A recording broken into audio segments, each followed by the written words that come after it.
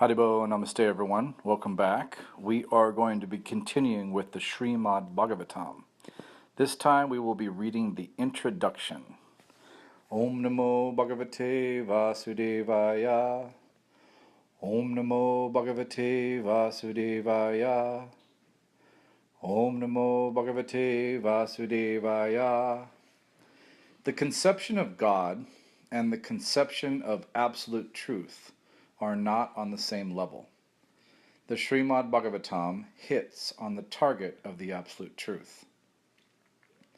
The conception of God indicates the controller, whereas the conception of the absolute truth indicates the summum bonum, or the ultimate source of all energies. There is no difference of opinion about the personal feature of God as the controller, because the controller cannot be impersonal.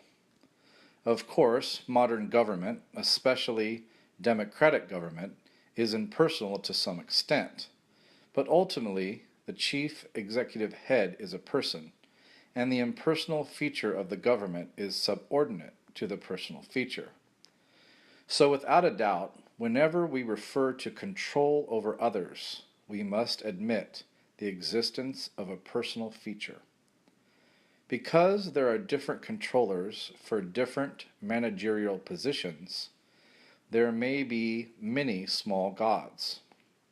According to the Bhagavad Gita, any controller who has some specific extraordinary power is called a Vibhutimat Sattva, or controller empowered by the Lord. There are many Vibhutimat Sattvas, controllers or gods with various specific powers, but the absolute truth is one without a second. This Srimad Bhagavatam designates the absolute truth, or the summum bonum, as the Param Satyam. The author of Srimad Bhagavatam, Srila Vyasadeva, first offer his respectful obeisances unto the Param Satyam, or the absolute truth. And because the Param Satyam is the ultimate source of all energies, the Param Satyam is the Supreme Person. The gods, or the controllers, are undoubtedly persons, but the Param Satyam, from whom the gods derive powers of control, is the Supreme Person. The Sanskrit word Ishvara, which means controller, conveys the import of God, but the Supreme Person is called the Parameshvara, or the Supreme Ishvara. The Supreme Person, or Parameshvara, is the Supreme Conscious Personality, and because he does not derive any power from any other source, he is supremely independent. In the Vedic literatures, Brahma is described as the Supreme God, or the head of all other gods like Indra, Chandra, and Varuna. But the Srimad Bhagavatam confirms that even Brahma is not independent as far as his power and knowledge are concerned. He received knowledge in the form of the Vedas from the Supreme Person, who resides within the heart of every living being. That Supreme Personality knows everything directly and indirectly. Individual infinitesimal persons who are parts and parcels of the Supreme Personality may know directly and indirectly everything about their bodies or external features. But the Supreme Personality knows everything about both his external and internal features. The words Janmadi Asya from the Srimad Bhagavatam, Canto 1, Chapter 1, Text 1, suggests that the source of all production, maintenance, or destruction is the same Supreme Conscious Person. Even in our present experience, we can know that nothing is generated from inert matter, but inert matter can be generated from the living entity. For instance, by contact with the living entity, the material body develops into a working machine. Men with a poor fund of knowledge mistake the bodily machinery to be the living being. But the fact is that the living being is the basis of the bodily machine. The bodily machine is useless as soon as the living spark is away from it. Similarly, the original source of all material energy is the Supreme Person. This fact is expressed in all the Vedic literatures, and all the exponents of spiritual science have accepted this truth. The living force is called Brahman, and one of the great acharyas, or teachers, namely Sripad Shankaracharya, has preached that Brahman is substance, whereas the cosmic world is category. The original source of all energies is the living force, and he is logically accepted as the Supreme Person. He is therefore conscious of everything past, present, and future, and also of each and every corner of his manifestations, both material and spiritual. An imperfect living being does not even know what is happening within his own personal body.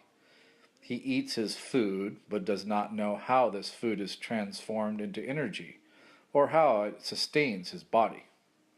When a living being is perfect, he is aware of everything that happens, and since the Supreme Person is all perfect, it is quite natural that he knows everything in all detail. Consequently, the perfect personality is addressed in the Srimad Bhagavatam as Vasudev, or one who lives everywhere in full consciousness and in full possession of his complete energy. All of this is clearly explained in the Srimad Bhagavatam, and the reader has ample opportunity to study this critically. In the modern age, Lord Sri Chaitanya Mahaprabhu preached the Srimad Bhagavatam by practical demonstration. It is easier to penetrate into the topics of the Srimad Bhagavatam through the medium of Sri Chaitanya's causeless mercy. Therefore, a short sketch of his life and precepts is inserted herein to help the reader understand the real merit of Srimad Bhagavatam. It is imperative that one learn the Srimad Bhagavatam from the person Bhagavatam. The person Bhagavatam is one whose very life is Srimad Bhagavatam in practice. Since Sri Chaitanya Mahaprabhu is the absolute personality of Godhead, he is both Bhagavan and Bhagavatam in person and in sound. Therefore, his process of approaching the Srimad Bhagavatam is practical for all people of the world. It was his wish that the Srimad Bhagavatam be preached in every nook and corner of the world by those who happen to take their birth in India. The Srimad Bhagavatam is the science of Krishna, the absolute personality of Godhead, of whom we have preliminary information from the text of the Bhagavad Gita. Sri Chaitanya Mahaprabhu has said that anyone, regardless of what he is, who is well versed in the science of Krishna, the Srimad Bhagavatam and Bhagavad Gita, can become an authorized preacher or preceptor in the science of Krishna. There is a need for the science of Krishna in human society for the good of all suffering humanity of the world, and we simply request the leaders of all nations to pick up this science of Krishna for their own good, for the good of society, and for the good of all the world's people. A short sketch of the life and teachings of Lord Chaitanya, the preacher of Srimad Bhagavatam. Lord Sri Chaitanya Mahaprabhu, the great apostle of love of God, and the father of the congregational chanting of the holy name of the Lord, advented himself at Sridham Mayapur, a quarter in the city of Navadvip in Bengal, on the Falguni Purnima evening in the year 1407 Sagabda, corresponding to February 1486 by the Christian calendar. His father, Sri Jagannath Misra, a learned Brahmana from the district of Sylhet, came to Navadvip as a student, because at that time Navadvip was considered to be the center of education and culture. He domiciled on the banks of the Ganges after marrying Srimati Sachi Devi, a daughter of Srila Nilambar Chakravarti, the great learned scholar of Navadvip. Jagadath Mitra had a number of daughters by his wife, Srimati Sachi Devi, and most of them expired at an early age. Two surviving sons, Sri Visvarup and Vishwambar, became at last the object of their paternal affection. The 10th and youngest son, who was named Vishwambar, later became known as Nibai Pandit, and then, after accepting the renounced order of life, Lord Sri Chaitanya Mahaprabhu. Lord Sri Chaitanya Mahaprabhu exhibited his transcendental activities for 48 years and then disappeared in the year 1455, Sagabda at Puri. For his first 24 years, he remained at Navadvip as a student and householder. His first wife was Srimati Lakshmi Priya, who died at an early age when the Lord was away from home. When he returned from East Bengal, he was requested by his mother to accept a second wife, and he agreed. His second wife was Srimati Vishnu Priya Devi, who bore the separation of the Lord throughout her life because the Lord took the order of sannyas at the age of 24, when Srimati Vishnu Priya was barely 16 years old. After taking sannyas, the Lord made his headquarters at Jagannath Puri due to the request of his mother, Srimati Sachi Devi. The Lord remained for 24 years at Puri. For 6 years of this time he traveled continuously all over India, and especially throughout southern India, preaching the Srimad Bhagavatam. Lord Chaitanya not only preached the Srimad Bhagavatam, but propagated the teachings of the Bhagavad Gita as well in the most practical way. In the Bhagavad Gita, Lord Sri Krishna is depicted as the absolute personality of Godhead, and his last teachings in that great book of transcendental knowledge instruct that one should give up all the modes of religious activities and accept him, Lord Sri Krishna, as the only worshipable Lord. The Lord then assured that all his devotees would be protected from all sorts of sinful acts, and that for them there would be no cause for anxiety. Unfortunately, despite Lord Sri Krishna's direct order and the teachings of the Bhagavad Gita, less intelligent people misunderstand him to be nothing but a great historical personality, and thus they cannot accept him as the original personality of Godhead. Such men with a poor fund of knowledge are misled by many non-devotees. Thus, the teachings of the Bhagavad Gita were misinterpreted even by great scholars. After the disappearance of Lord Sri Krishna, there were hundreds of commentaries on the Bhagavad Gita by many erudite scholars, and almost every one of them was motivated by self-interest. Lord Sri Chaitanya Mahaprabhu is the self-same Lord Sri Krishna. This time, however, he appeared as a great devotee of the Lord in order to preach to the people in general, as well as to religionists and philosophers about the transcendental position of Sri Krishna, the primeval Lord and the cause of all causes.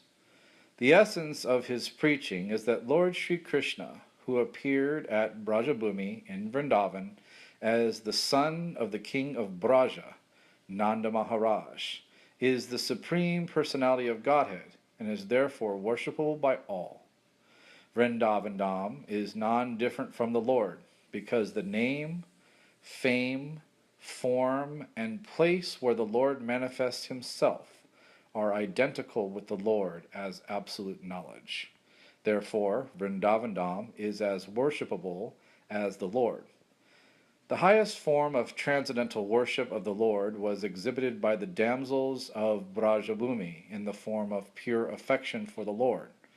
And Lord Sri Chaitanya Mahaprabhu recommends this process as the most excellent mode of worship. He accepts the Srimad Bhagavatam Purana as the spotless literature for understanding the Lord, and he preaches that the ultimate goal of life for all human beings is to attain the stage of prema, or love of God.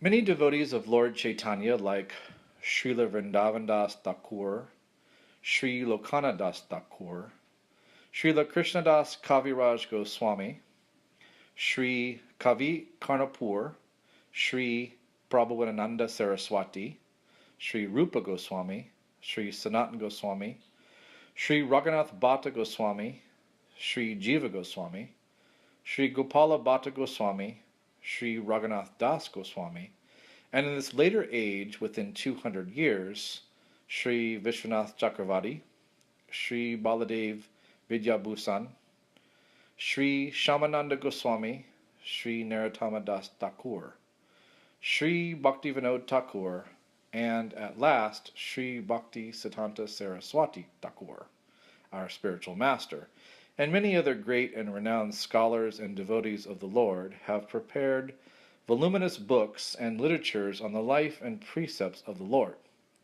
Such literatures are all based on the Shastras like the Vedas, Puranas, Upanishads, Ramayana, Mahabharata, and other histories and authentic literatures approved by the recognized acharyas. They are unique in composition and unrivaled in presentation, and they are full of transcendental knowledge. Unfortunately, the people of the world are still ignorant of them. But when these literatures, which are mostly in Sanskrit and Bengali, come to light the world, and when they are presented before thinking people, then India's glory and the message of love will overflood this morbid world, which is vainly searching after peace and prosperity by various illusory methods not approved by the acharyas in the chain of disciplic succession. The readers of this small description of the life and precepts of Lord Chaitanya will profit much to go through the books of Srila Vrindavandas Thakur, the Sri Chaitanya Bhagavat, and Srila Krishnadas Kaviraj Goswami in the Sri Chaitanya Charitamrita. The early life of the Lord is most fascinatingly expressed by the author of Chaitanya Bhagavat, and as far as the teachings are concerned, they are more vividly explained in the Chaitanya Charitamrita. Now they are available to the English-speaking public in our teachings of Lord Chaitanya. The Lord's early life was recorded by one of his chief devotees and contemporaries, namely Srila Murari Gupta, a medical practitioner of that time, and the latter part of the life of Sri Chaitanya Mahaprabhu was recorded by his private secretary, Sri Damodar Goswami, or Srila Swarup Damodar, who was practically a constant companion of the Lord at Puri. These two devotees recorded practically all the incidents of the Lord's activities, and later on all the books dealing with the Lord, which are above mentioned, were composed on the basis of kadachas, or notebooks, by Srila Damodar Goswami and Murari Gupta. So the Lord advented himself on the Falguni Purnima evening of 1407 Sagabda, and it was by the will of the Lord that there was a lunar eclipse on that evening. During the hours of eclipse, it was the custom of the Hindu public to take bath in the Ganges, or any other sacred river, and chant the Vedic mantras for purification. When Lord Chaitanya was born during the lunar eclipse, all India was roaring with the holy sound of Hare Krishna, Krishna Krishna, Hare Hare, Hare Rama, Rama Rama, Hare Hare. These 16 names of the Lord are mentioned in many Puranas and the Upanishads, and they are described as the Taraka Brahma Nama of this age. It is recommended in the Shastras that a fenceless chanting of these holy names of the Lord can deliver a fallen soul from material bondage. There are innumerable names of the Lord both in India and outside, and all of them are equally good because all of them indicate the Supreme Personality of Godhead. But because these 16 are especially recommended for this age, people should take advantage of them and follow the path of the great acharyas, who attained success by practicing the rules of the Shastras, known as the revealed scriptures. The simultaneous occurrence of the Lord's appearance and the lunar eclipse indicated the distinctive mission of the Lord. This mission was to preach the importance of chanting the holy names of the Lord in this age of Kali, or quarrel. In this present age, quarrels take place even over trifles, and therefore the Shastras have recommended for this age a common platform for realization, namely, chanting the holy names of the Lord. People can hold meetings to glorify the Lord in their respective languages and with melodious songs, and if such performances are executed in an offenseless manner, it is certain that the participants will gradually attain spiritual perfection without having to undergo more rigorous methods. At such meetings everyone, the learned and the foolish, the rich and the poor, the Hindus and the Muslims, the Englishmen and the Indians, and the Chandalas and the Brahmanas can all hear the transcendental sounds, and thus cleanse the dust of material association from the mirror of the heart. To confirm the Lord's mission, all the people of the world will accept the holy name of the Lord as the common platform for the universal religion of mankind. In other words, the advent of the holy name took place along with the advent of Lord Sri Chaitanya Mahaprabhu. When the Lord was on the lap of his mother, he would at once stop crying as soon as the ladies surrounding him chanted the holy names and clapped their hands. This peculiar incident was observed by the neighbors with awe and veneration. Sometimes the young girls took pleasure in making the Lord cry, and then stopping him by chanting the holy name. So from his very childhood the Lord began to preach the importance of the holy name. In his early age, Lord Sri Chaitanya was known as Nimai. This name was given by his beloved mother because the Lord took his birth beneath a nimba tree in the courtyard of his paternal house. When the Lord was offered solid food at the age of 6 months in the Annaprasana ceremony, the Lord indicated his future activities. At this time it was customary to offer the child both coins and books in order to get some indication of the future tendencies of the child. The Lord was offered on one side coins, and on the other side the Srimad Bhagavatam. The Lord accepted the Bhagavatam instead of the coins. When he was a mere baby crawling in the yard, one day a snake appeared before him, and the Lord began to play with it. All the members of the house were struck with fear and awe, but after a little while the snake went away, and the baby was taken away by his mother. Once he was stolen by a thief who intended to steal his ornaments. But the Lord took a pleasure trip on the shoulder of the bewildered thief, who was searching for a solitary place in order to rob the baby. It so happened that the thief, wandering hither and thither, finally arrived just before the house of Jagannath Mishra, and, being afraid of being caught, dropped the baby at once. Of course, the anxious parents and relatives were glad to see the lost child. Once, a pilgrim Brahmana was received at the house of Jagannath Mishra, and when he was offering food to the Godhead, the Lord appeared before him and partook of the prepared food. The eatables had to be rejected because the child touched them, and so the Brahmana had to make another preparation. The next time, the same thing happened, and when this happened repeatedly for the third time, the baby was finally put to bed. At about 12 at night, when all the members of the house were fast asleep within their closed rooms, the pilgrim Brahmana offered his specially prepared foods to the deity, and in the same way, the baby Lord appeared before the pilgrim and spoiled his offerings. The Brahmana then began to cry, but since everyone was fast asleep, no one could hear him. At that time the baby lord appeared before the fortunate Brahmana and disclosed his identity as Krishna himself.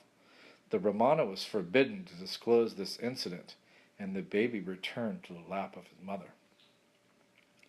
There are many similar incidents in his childhood. As a naughty boy, he sometimes used to tease the orthodox Brahmanas who used to bathe in the Ganges. When the Brahmanas complained to his father that he was splashing them with water instead of attending school, the Lord suddenly appeared before his father as though just coming from school with all his school clothes and books. At the bathing ghat, he also used to play jokes on the neighboring girls who engaged in worshipping Shiva in hopes of getting good husbands. This is a common practice amongst unmarried girls in Hindu families. While they were engaged in such worship, the Lord naughtily appeared before them and said, "My dear sisters, please give me all the offerings you have just brought for Lord Shiva. Lord Shiva is my devotee, and Parvati is my maidservant. If you worship me, then Lord Shiva and all the other demigods will be more satisfied." Some of them refused to obey the naughty Lord, and he would curse them that due to their refusal they would be married to old men who had 7 children by their previous wives. Out of fear and sometimes out of love, the girls would also offer him various goods, and then the Lord would bless them and assure them that they would have very good young husbands and that they would be mothers of dozens of children. The blessings would enliven the girls, but they used to often complain of these incidents to their mothers. In this way, the Lord passed his early childhood. When he was just 16 years old, he started for his Chatuspathi, or the village school conducted by a learned Brahmana. In this school, he would simply explain Krishna, even in the readings of grammar. Srila Jiva Goswami, in order to please the Lord, later composed a grammar in Sanskrit, in which all the rules of grammar were explained with examples that use the holy names of the Lord. This grammar is still current. It is known as Hari Namamrita Yaikarana and is prescribed in the syllabus of schools in Bengal. During this time, a great Kashmir scholar named Keshava Kashmiri came to Navadvip to hold discussions on the Shastras. The Kashmir Pandit was a champion scholar, and he had traveled to all places of learning in India. Finally, he came to Navadvip to contest the learned Panditas there. The Panditas of Navadvip decided to match Nimai Pandit, Lord Chaitanya, with the Kashmir Pandit, thinking that if Nimai Pandit were defeated, they would have another chance to debate with the scholar, for Nimai Pandit was only a boy. And if the Kashmir Pandit was defeated, then they would even be more glorified, because people would proclaim that a mere boy of Navadvip had defeated a champion scholar who was famous throughout India. It so happened that Nimai Pandit met Keshava Kashmiri while strolling on the banks of the Ganges. The Lord requested him to compose a Sanskrit verse in praise of the Ganges, and the Pandit within a short time composed 100 slokas, reciting the verses like a storm and showing the strength of his vast learning. Nimai Pandit at once memorized all the slokas without an error. He quoted the 64th sloka and pointed out certain rhetorical and literary irregularities. He particularly questioned the Pandit's use of the word Bhavani Bhartu. He pointed out that the use of this word was redundant. Bhavani means the wife of Shiva, and who else can be her Bharata or husband? He also pointed out several other discrepancies, and the Kashmir Pandit was struck with wonder. He was astonished that a mere student of grammar could point out the literary mistakes of an erudite scholar. Although this matter was ended prior to any public meeting, the news spread like wildfire all over Navadvip. But finally, Keshava Kashmiri was ordered in a dream by Saraswati, the goddess of learning, to submit to the Lord, and thus the Kashmir Pandit became a follower of the Lord. The Lord was then married with great pomp and gaiety. At this time he began to preach the congregational chanting of the holy name of the Lord at Navadvip. Some of the Brahmanas became envious of his popularity, and they put many hindrances on his path. They were so jealous that they finally took the matter before the Muslim magistrate at Navadvip. Bengal was then governed by Pathans, and the governor of the province was Nawab Hussain Shah. The Muslim magistrate of Navadvip took up the complaints of the Brahmanas seriously, and at first he warned the followers of Nimai Pandit not to chant loudly the name of Hari. But Lord Chaitanya asked his followers to disobey the orders of the Qazi, and they went on with their Sankirtan, or chanting party, as usual. The magistrate then sent constables who interrupted a Sankirtan and broke some of the mridungas, or drums. When Nimai Pandit heard of this incident, he organized a party for civil disobedience.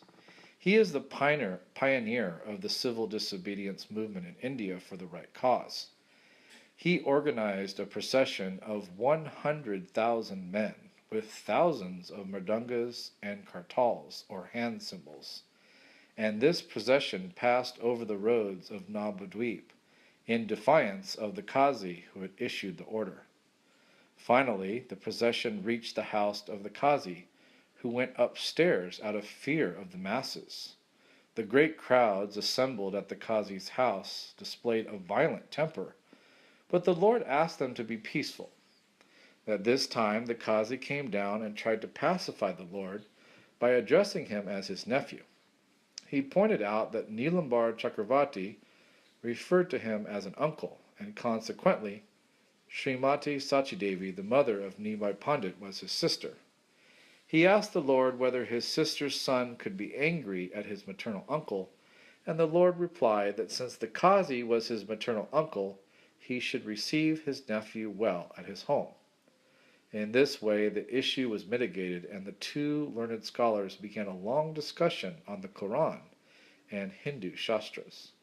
The Lord raised the question of cow killing, and the Qazi properly answered him by referring to the Quran.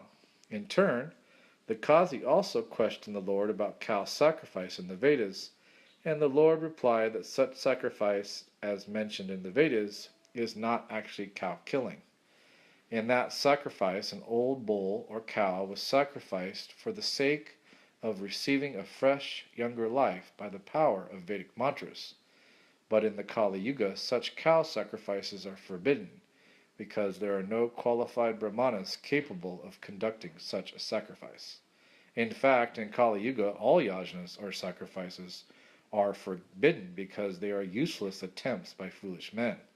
In Kali Yuga, only the Sankirtan yajna is recommended for all practical purposes. Speaking in this way, the Lord finally convinced the Qazi, who became the Lord's follower.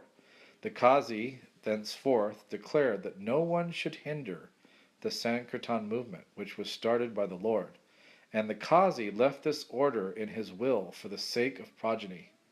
The Qazi's tomb still exists in the area of Navadvip, and Hindu pilgrims go there to show their respects. The Qazi's descendants are residents, and they never objected to Sankirtan, even during the Hindu-Muslim riot days. This incident shows clearly that the Lord was not a so-called timid Vaishnava. A Vaishnava is a fearless devotee of the Lord, and for the right cause he can take any step suitable for the purpose.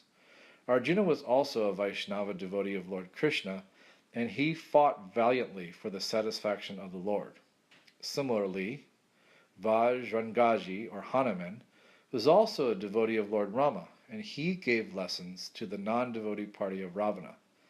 The principles of Vaishnavism are to satisfy the Lord by all means. A Vaishnava is by nature a non-violent, peaceful living being, and he has all the good qualities of God. But when the non-devotees blaspheme the Lord or his devotee, the Vaishnava never tolerates such impudency.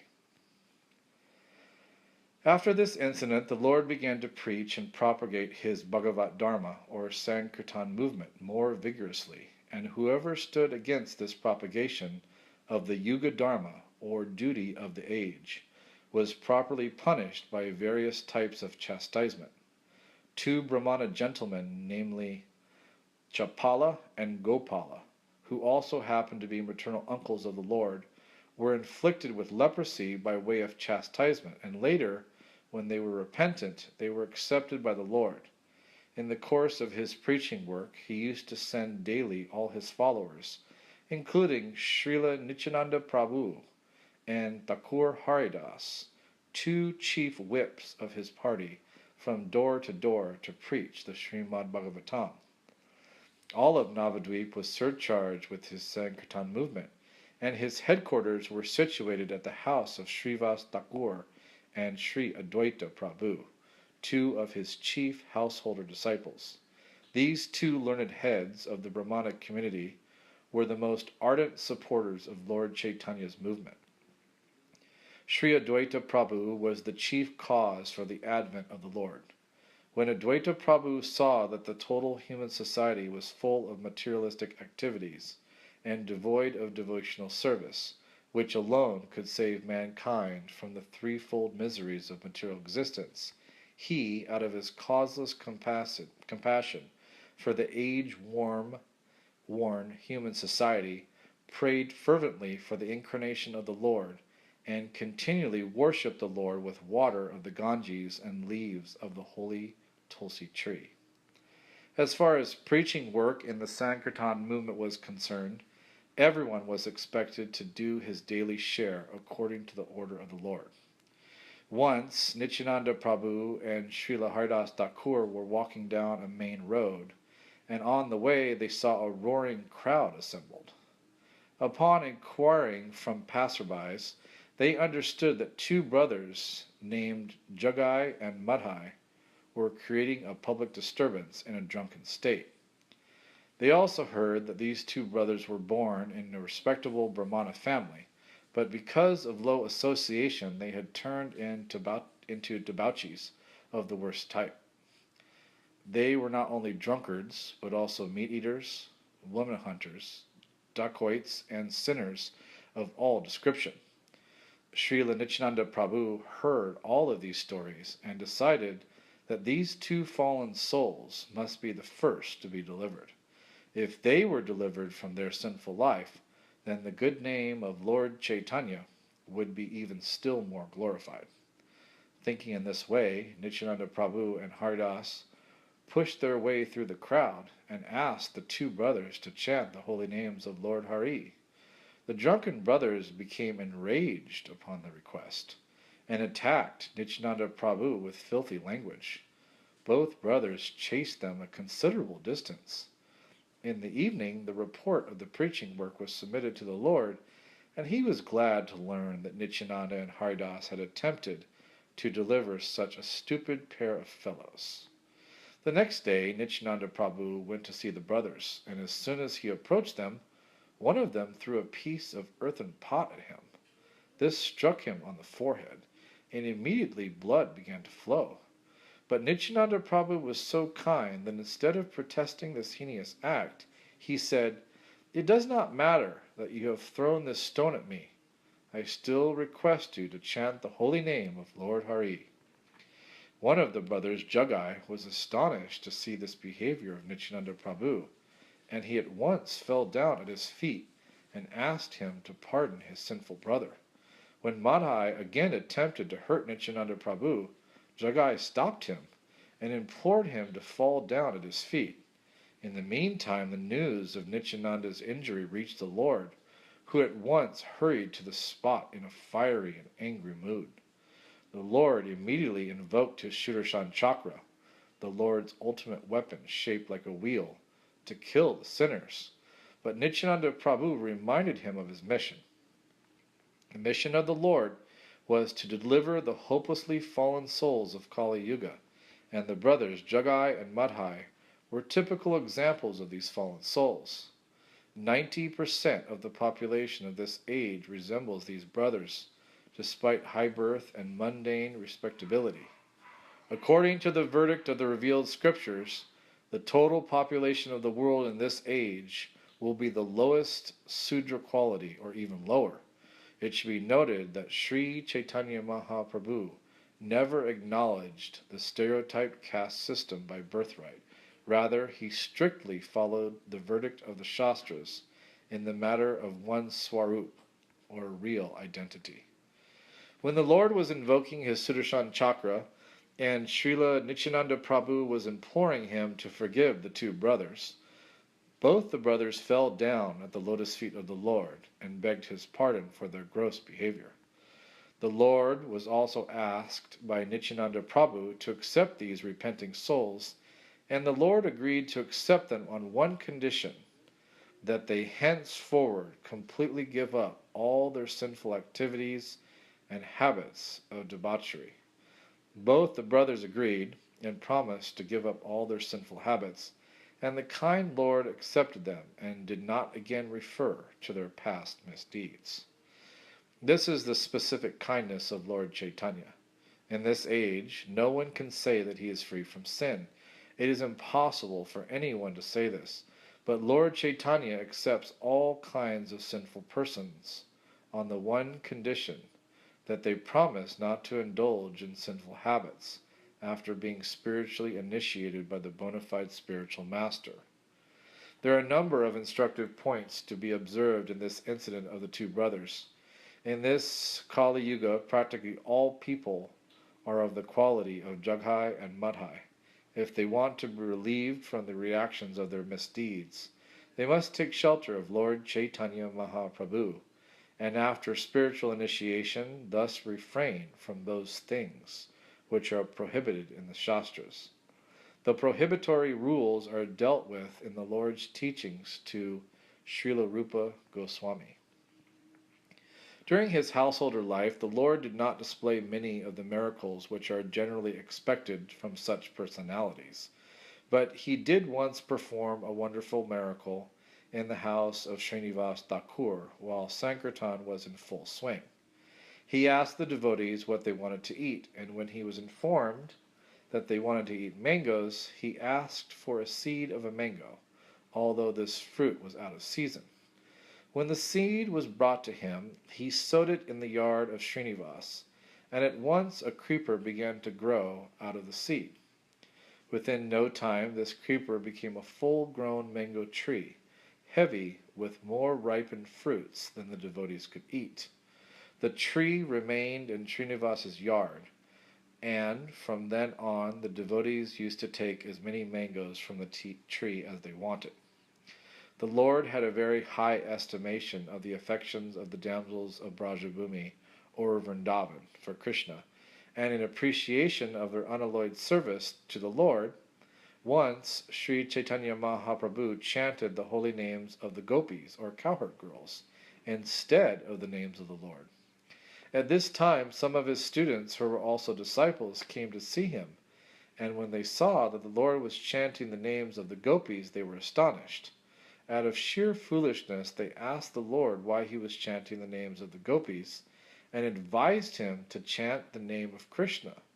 The Lord, who was in ecstasy, was thus disturbed by these foolish students. He chastised them and chased them away. The students were almost the same age as the Lord, and thus they wrongly thought of the Lord as one of their peers. They held a meeting and resolved that they would attack the Lord if he had dared to punish them again in such a manner. This incident provoked some malicious talks about the Lord on the part of the general public. When the Lord became aware of this, he began to consider the various types of men found in society. He noted that especially the students, professors, fruitive workers, yogis, non-devotees, and different types of atheists were all opposed to the devotional service of the Lord. My mission is to deliver all the fallen souls of this age, he thought, but if they commit offenses against me, thinking me to be an ordinary man, they will not benefit. If they are to begin their life of spiritual realization, they must some way or another offer obeisances unto me. Thus the Lord decided to accept the renounced order of life, known as sannyas, because people in general were inclined to offer respects to sannyasis. 500 years ago, the condition of society was not as degraded as it is today. At that time, people would show respects to sannyasis, and the sannyasi was rigid in following the rules and regulations of the renounced order of life. Sri Chaitanya Mahaprabhu was not very much in favor of the renounced order of life in this age of Kali, but that was only for the reason that very few sannyasis in this age were able to observe the rules and regulations of sannyas life. Sri Chaitanya Mahaprabhu decided to accept the order and became an ideal sannyasi so that the general populace would show him respect. One is duty-bound to show respect to a sannyasi, for a sannyasi is considered to be the master of all varnas and ashramas. While he was contemplating accepting the sannyas order, it so happened that Keshava Bharati, a sannyasi of the Mayavadi school and resident of Katwa in Bengal, visited Navadvip and was invited to dine with the Lord. When Keshava Bharati came to his house, the Lord asked him to award him the sannyas order of life. This was a matter of formality. The sannyas order is to be accepted from another sannyasi. Although the Lord was independent in all respects, still, to keep up the formalities of the Shastras, he accepted the sannyas order from Keshava Bharati, although Keshava Bharati was not in the Vaishnava Sampradaya. After consulting with Keshava Bharati, the Lord left Navadvip for Katwa to formally accept the sannyas order of life. He was accompanied by Srila Nityananda Prabhu, Chandra Shakaracharya, and Mukunda Dutt. Those three assisted him in the details of the ceremony. The incident of the Lord's accepting the sannyas order is very elaborately described in the Chaitanya Bhagavat by Srila Vrindavan Das Thakur. Thus, at the end of his 24th year, the Lord accepted the sannyas order of life in the month of Magha. After accepting this order, he became a full-fledged preacher of the Bhagavat Dharma. Although he was doing the same preaching work in his householder life, when he experienced some obstacles to his preaching, he sacrificed even the comfort of his home life for the sake of the fallen souls. In his householder life, his chief assistants were Srila Advaita Prabhu and Srila Srivas Thakur. But after he accepted the sannyas order, his chief assistants became Srila Nityananda Prabhu, who was deputed to preach specifically in Bengal, and the 6 Goswamis, Rupa Goswami, Sanatana Goswami, Jiva Goswami, Gopala Bhatta Goswami, Raghunath Das Goswami, and Raghunath Bhatta Goswami, headed by Srila Rupa and Sanatan, who were deputed to go to Vrindavan to excavate the present places of pilgrimage. The present city of Vrindavan and the importance of Brajabhumi were thus disclosed by the will of Lord Sri Chaitanya Mahaprabhu. The Lord, after accepting the sannyas order, at once wanted to start for Vrindavan. For 3 continuous days he traveled in the Radha Desh, or the places where the Ganges does not flow. He was in full ecstasy over the idea of going to Vrindavan. However, Srila Nityananda diverted his path and brought him instead to the house of Advaita Prabhu in Santipur. The Lord stayed at Sri Advaita Prabhu's house for a few days, and knowing well that the Lord was leaving his hearth and home for good, Sri Advaita Prabhu sent men to Navadvip to bring Mother Sachi to have a last meeting with her son. Some unscrupulous people say that Lord Chaitanya met his wife also after taking sannyas, and offered her his wooden slipper for worship, but the authentic sources give no information about such a meeting. His mother met him at the house of Advaita Prabhu, and when she saw her son in sannyas, she lamented. By way of compromise, she requested her son to make his headquarters in Puri, so that she would easily be able to get information about him. The Lord granted this last desire of his beloved mother. After this incident, the Lord started for Puri, leaving all the residents of Navadvip in an ocean of lamentation over his separation.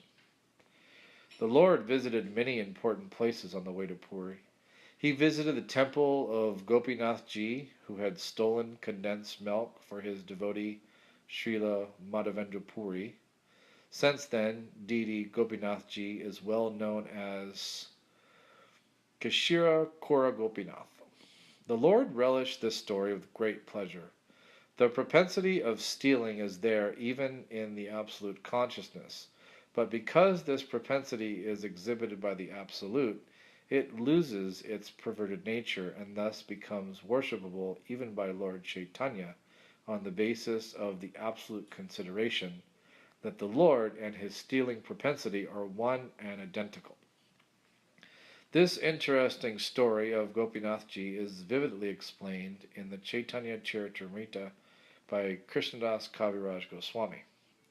After visiting the temple of Kashira Kora Gopinath of Rimuna at Balasore in Orisha, the Lord proceeded towards Puri, and on the way visited the temple of Shakshi Gopal, who appeared as a witness in the matter of two Brahmana devotees' family quarrel.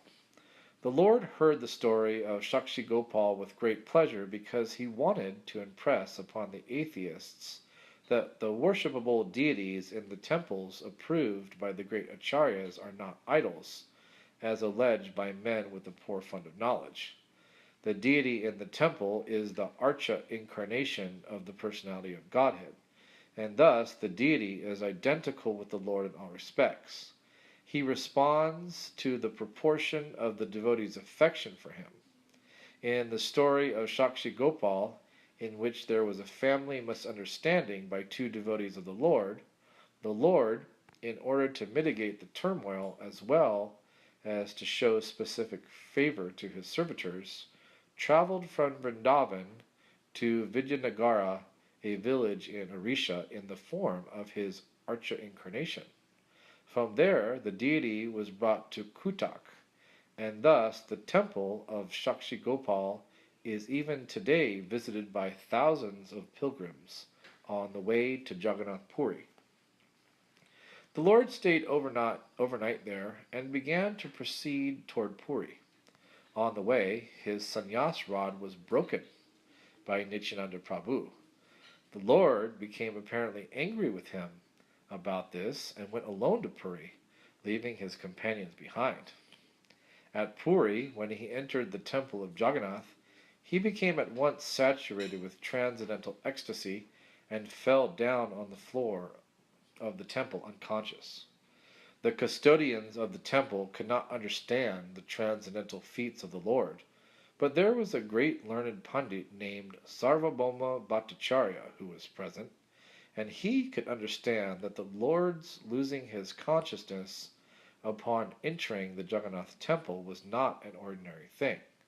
Sarvabhauma Bhattacharya, who was the chief appointed Pandit in the court of the king of Orisha, Maharaj Prataparudra, was attracted by the youthful luster of Lord Sri Chaitanya Mahaprabhu, and could understand that such a transcendental trance was only rarely exhibited, and only then by the topmost devotees, who were already on the transcendental plane in complete forgetfulness of material existence. Only a liberated soul could show such a transcendental feat, and the Bhattacharya, who was vastly learned, could understand this in the light of the transcendental literature with which he was familiar. He therefore asked the custodians of the temple not to disturb the unknown sannyasi. He asked them to take the Lord to his home, so he could be further observed in his unconscious state. The Lord was at once carried to the home of Sarvabhauma Bhattacharya, who at that time had sufficient power of authority due to his being the Sabha Pandit, or the state dean of faculty in Sanskrit literatures. The learned Pandit wanted to scrutinizingly test the transcendental feats of Lord Chaitanya, because often unscrupulous devotees imitate physical feats in order to flaunt transcendental achievements just to attract innocent people and take advantage of them. A learned scholar like the Bhattacharya can detect such impostors, and when he finds them out, he at once rejects them. In the case of Lord Chaitanya Mahaprabhu, The Bhattacharya tested all the symptoms in the light of the Shastras. He tested as a scientist, not as a foolish sentimentalist. He observed the movement of the stomach, the beating of the heart, and the breathing of the nostrils. He also felt the pulse of the Lord, and saw that all his bodily activities were in complete suspension. When he put a small cotton swab before the nostrils, he found that there was a slight breathing as the fine fibers of cotton moved slightly. Thus he came to know that the Lord's unconscious trance was genuine, and he began to treat him in the prescribed fashion. But Lord Chaitanya Mahaprabhu could only be treated in a special way. He would respond only to the resounding of the holy names of the Lord by his devotees. This special treatment was unknown to Sarvabhauma Bhattacharya because the Lord was still unknown to him. When the Bhattacharya saw him for the first time in the temple, he simply took him to be one of many pilgrims. In the meantime, the companions of the Lord, who reached the temple a little after him, heard of the Lord's transcendental feats and of his being carried away by the Bhattacharya. The pilgrims at the temple were still gossiping about the incident, but by chance one of these pilgrims had met Gopinathacharya, who was known to Gadadhar Pandit, and from him it was learned that the Lord was lying in an unconscious state at the residence of Sarvabhauma Bhattacharya, who happened to be the brother-in-law of Gopinathacharya. All the members of the party were introduced by Gadadhar Pandit to Gopinathacharya, who took them all to the house of Bhattacharya, where the Lord was lying unconscious in a spiritual trance. All the members then shouted loudly the holy name of Lord Hari as usual, and the Lord regained his consciousness. After this, Bhattacharya received all the members of the party, including Lord Nityananda Prabhu, and asked them to become his guests of honor. The party, including the Lord, went for a bath in the sea, and the Bhattacharya arranged for their residence and meals at the house of Kashi Mishra. Gopinathacharya, his brother-in-law, also assisted. There were some friendly talks about the Lord's divinity between the two brothers-in-law, and in this argument Gopinathacharya, who knew the Lord before, now tried to establish the Lord as the personality of Godhead, and the Bhattacharya tried to establish him as one of the great devotees. Both of them argued from the angle of vision of authentic Shastras and not on the strength of sentimental vox populi. The incarnations of God are determined by authentic Shastras and not by popular votes of foolish fanatics. Because Lord Chaitanya was an incarnation of God, in fact, foolish fanatics have proclaimed so many so-called incarnations of God in this age without referring to authentic scriptures. But Sarvabhauma Bhattacharya or Gopinathacharya did not indulge in such foolish sentimentalism. On the contrary, both of them tried to establish or reject his divinity on the strength of authentic Shastras. Later it was disclosed that Bhattacharya also came from the Navadvip area, and it was understood from him that Nilambar Chakravarti, the maternal grandfather of Lord Chaitanya, happened to be a class fellow of the father of Sarvabhauma Bhattacharya. In that sense, the young sannyasi Lord Chaitanya evoked paternal affection from Bhattacharya. Bhattacharya was the professor of many sannyasis in the order of the Shankaracharya Sampradaya, and he himself also belonged to that cult. As such, the Bhattacharya desired that the young sannyasi Lord Chaitanya also hear from him about the teachings of Vedanta. Those who are followers of the Shankara cult are generally known as Vedantists. This does not, however, mean that Vedanta is a monopoly study of the Shankara Sampradaya. Vedanta is studied by all the bona fide Sampradayas, but they have their own interpretations. But those in the Shankara Sampradaya are generally known to be ignorant of the knowledge of the Vedantist Vaishnavas. For this reason, the Bhaktivedanta title was first offered to the author by Vaishnavas. The Lord agreed to take lessons from Bhattacharya on the Vedanta, and they sat together in the temple of Lord Jagannath. The Bhattacharya went on speaking continually for 7 days, and the Lord heard him with all attention and did not interrupt. The Lord's silence raised some doubts in Bhattacharya's heart, and he asked the Lord how it was that he did not ask anything or comment on his explanations of Vedanta. The Lord posed himself before the Bhattacharya as a foolish student and pretended that he heard the Vedanta from him, because the Bhattacharya felt that this was the duty of a sannyasi. But the Lord did not agree with his lectures. By this, the Lord indicated that the so-called Vedantists among the Shankara Sampradaya, or any other Sampradaya, who did not follow the instructions of Srila Vyasadeva, are mechanical students of the Vedanta.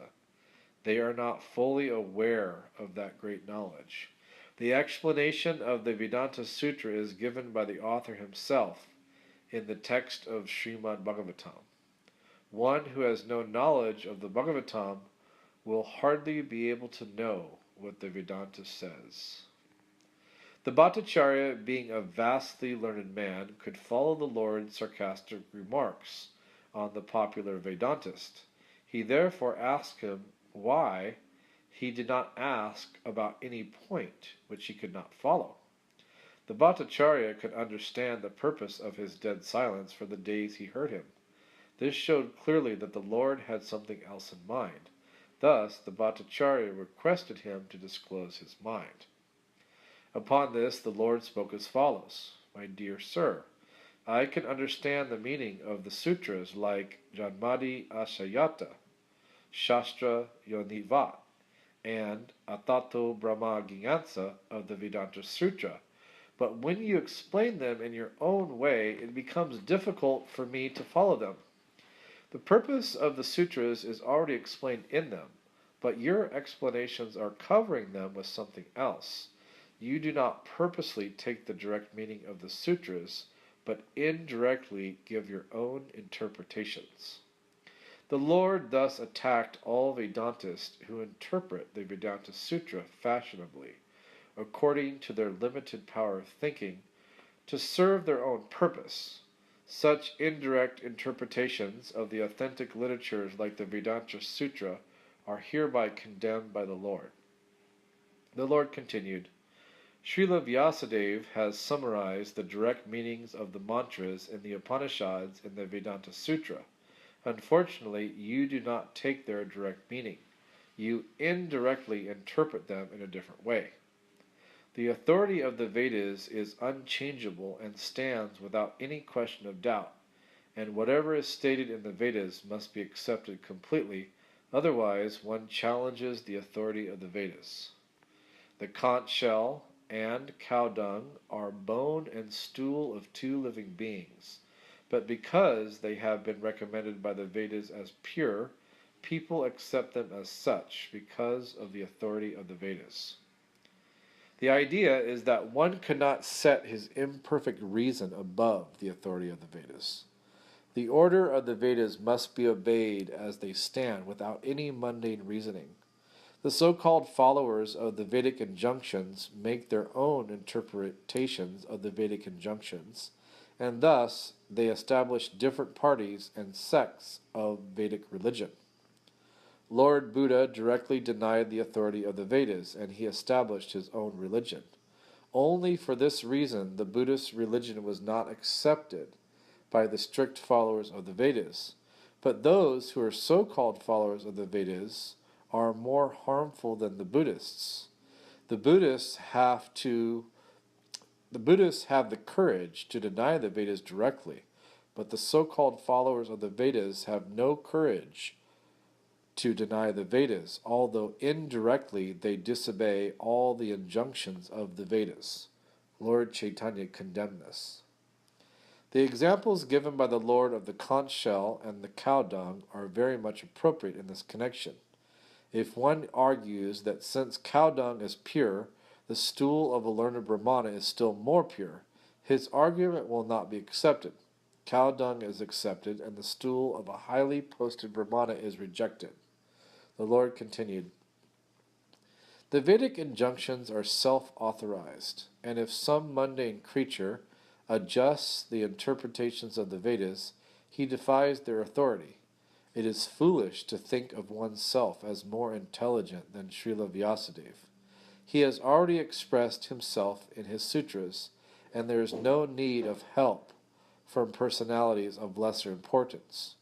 His work, the Vedanta Sutra, is as dazzling as the midday sun, and when someone tries to give his own interpretations on the self-effulgent sun-like Vedanta Sutra, he attempts to cover the sun with the cloud of his imagination.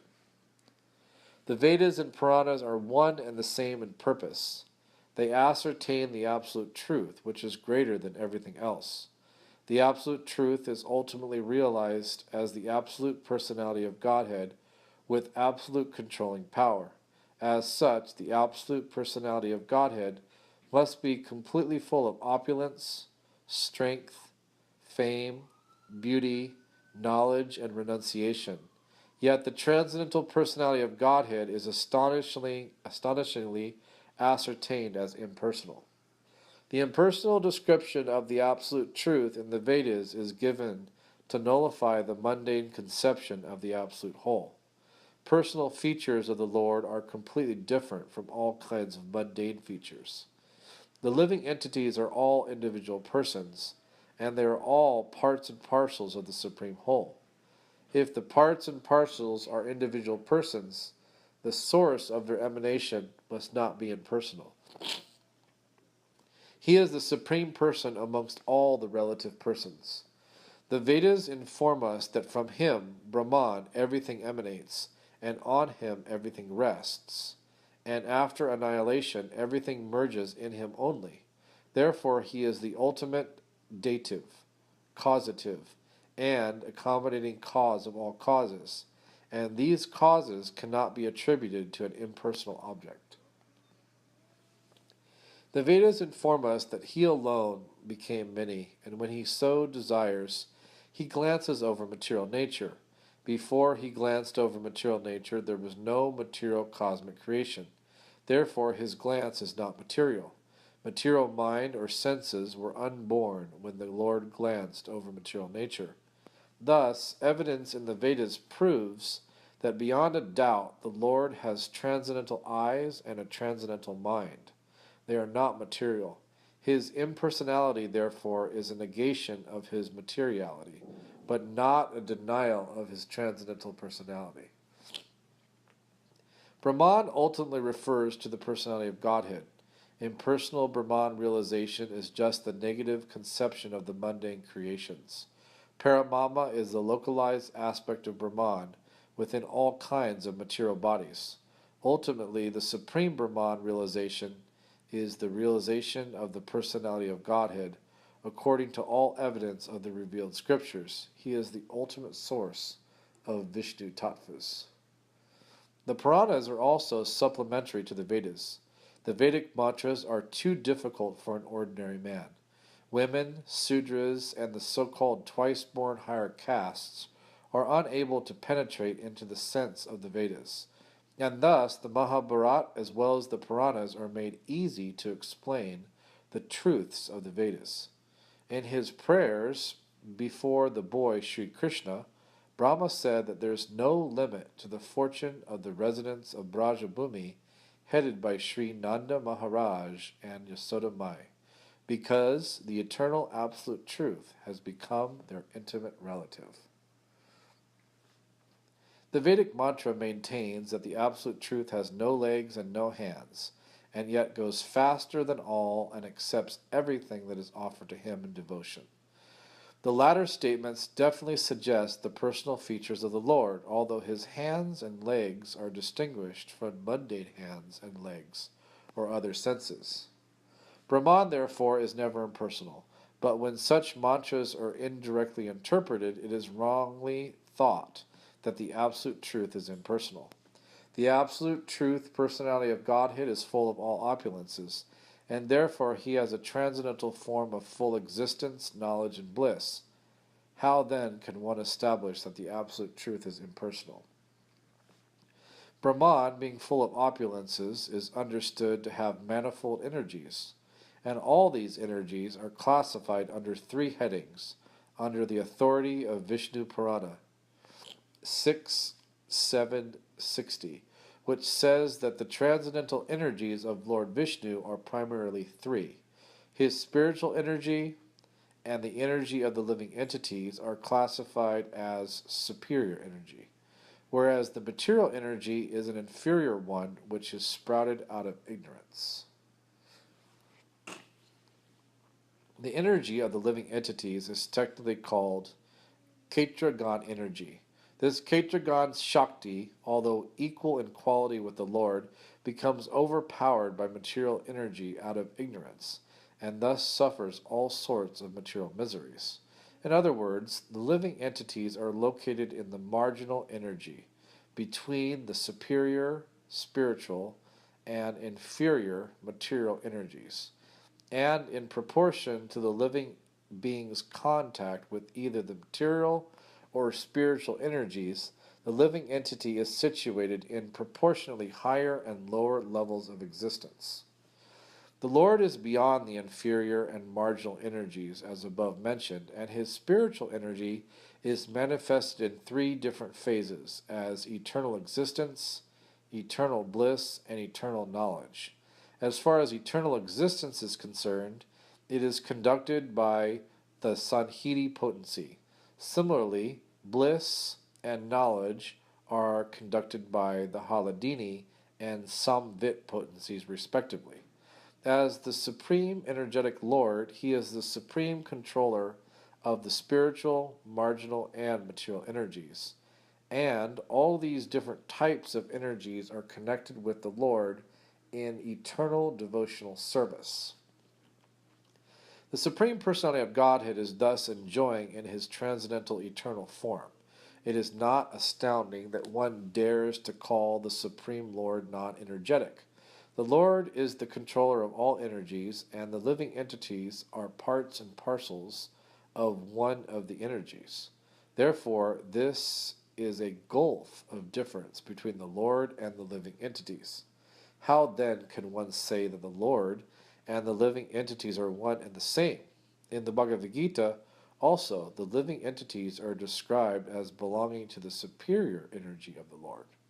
According to the principles of intimate correlation between the energy and the energetic, both of them are non-different also. Therefore, the Lord and the living entities are non-different as the energy and the energetic. Earth, water, fire, air, ether, mind, intelligence, and ego are all inferior energies of the Lord, but the living entities are different from all as superior energy. This is the version of the Bhagavad Gita, chapter 7, text 4. The transcendental form of the Lord is eternally existent and full of transcendental bliss. How then can such a form be a product of the material mode of goodness? Anyone, therefore, who does not believe in the form of the Lord is certainly a faithless demon, and as such is untouchable, a not-to-be-seen persona, non grata, fit to be punished by the Plutonic king. The Buddhists are called atheists because they have no respect for the Vedas, but those who defy the Vedic conclusions, as above mentioned, under the pretense of being followers of the Vedas, are verily more dangerous than the Buddhists. Srila Vyasadeva very kindly compiled the Vedic knowledge in his Vedanta Sutra, but if one hears the commentation of the Mayavad school as represented by the Shankara Sampradaya, certainly he will be misled on the path of spiritual realization. The theory of emanations is the beginning subject of the Vedanta Sutra. All the cosmic manifestations are emanations from the absolute personality of Godhead by his inconceivable different energies. The example of the touchstone is applicable to the theory of emanation. The touchstone can convert an unlimited quantity of iron into gold, and still the touchstone remains as it is. Similarly, the Supreme Lord can produce all manifested worlds by his inconceivable energies, and yet he is full and unchanged. He is Purna, or complete, and although an unlimited number of Purnas emanate from him, he is still Purna. The theory of illusion of the Mayavad school is advocated on the ground that the theory of emanation will cause a transformation of the absolute truth. If that is the case, Vyasadeva is wrong. To avoid this, they have skillfully brought in the theory of illusion. But the world or the cosmic creation is not false, as maintained by the Mayavad school. It simply has no permanent existence. A non-permanent thing cannot be called false altogether, but the conception that the material body is the self is certainly wrong. Pranava, or Om, or the Omkara in the Vedas, is the primeval hymn. This transcendental sound is identical with the form of the Lord. All the Vedic hymns are based on this Pranava Omkara. Tat Dvam Ashi is but a side word in the Vedic literatures, and therefore this word cannot be the primeval hymn of the Vedas. Sripad Shankaracharya has given more stress on the side word Tat Vam Ashi than on the primeval principle Omkara. The Lord thus spoke on the Vedanta Sutra and defied all the propaganda of the Mayavad school. The Bhattacharya tried to defend himself and his Mayavad school by jugglery of logic and grammar, but the Lord defeated him by his forceful arguments. He affirmed that we are all related with the personality of Godhead eternally, and that devotional service is our eternal function in exchanging the dealings of our relations. The result of such exchanges is to attain prema, or love of Godhead. When love of Godhead is attained, love for all other beings automatically follows, because the Lord is the sum total of all living beings. The Lord said that but for these three items, namely eternal relation with God, exchange of dealings with him, and the attainment of love for him, all that is instructed in the Vedas is superfluous and concocted. The Lord further added that the Mayavad philosophy taught by Sripad Shankaracharya is an imaginary explanation of the Vedas, but it had to be taught by him, Shankaracharya, because he was ordered to teach it by the personality of Godhead. In the Padma Purana, it is stated that the personality of Godhead ordered his lordship Shiva to deviate the human race from him, the personality of Godhead. The personality of Godhead was to be so covered so that people would be encouraged to generate more and more population. His lordship Shiva said to Devi, "In the Kali Yuga I shall preach the Mayavad philosophy, which is nothing but clouded Buddhism in the garb of a Brahmana."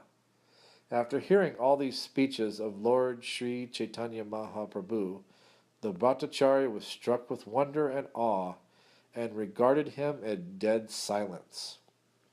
The Lord then encouraged him with assurance that there is no cause to wonder. I say that devotional service unto the personality of Godhead is the highest goal of human life. He then quoted a sloka from the Bhagavatam and assured him that even the liberated souls who are absorbed in the spirit and spiritual realization also take to the devotional service of the Lord Hari, because the personality of Godhead has such transcendental qualities that he attracts the heart of the liberated soul too. Then the Bhattacharya desired to listen to the explanation of the Atmarama sloka from the Bhagavatam, Canto 1, Chapter 7, Text 10. The Lord first of all asked Bhattacharya to explain it, and after that he would explain it. The Bhattacharya then explained the sloka in a scholarly way with special reference to logic. He explained the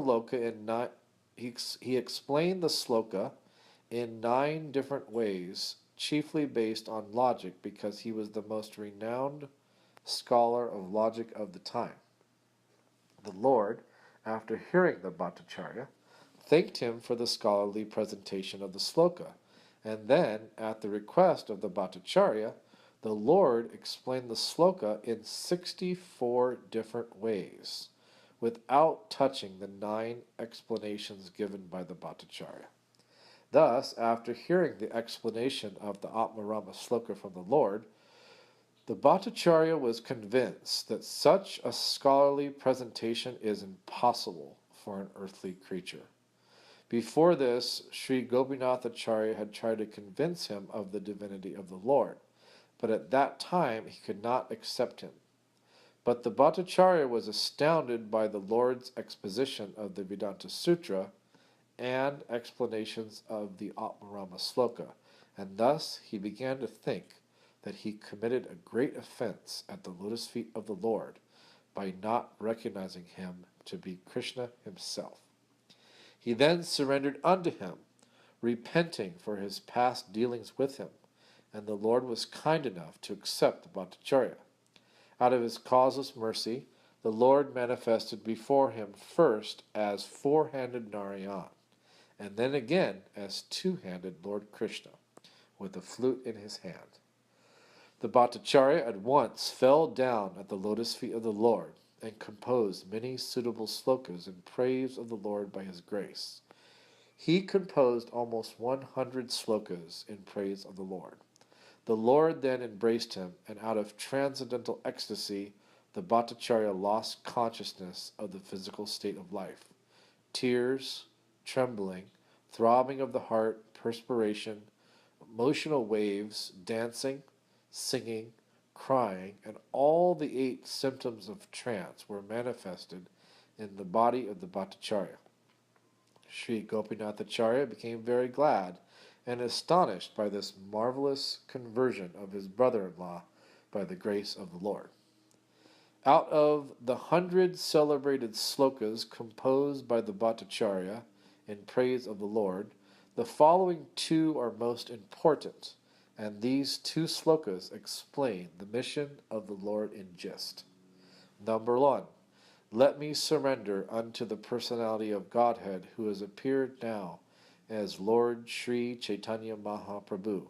He is the ocean of all mercy and has now come down to teach us material detachment, learning, and devotional service to himself.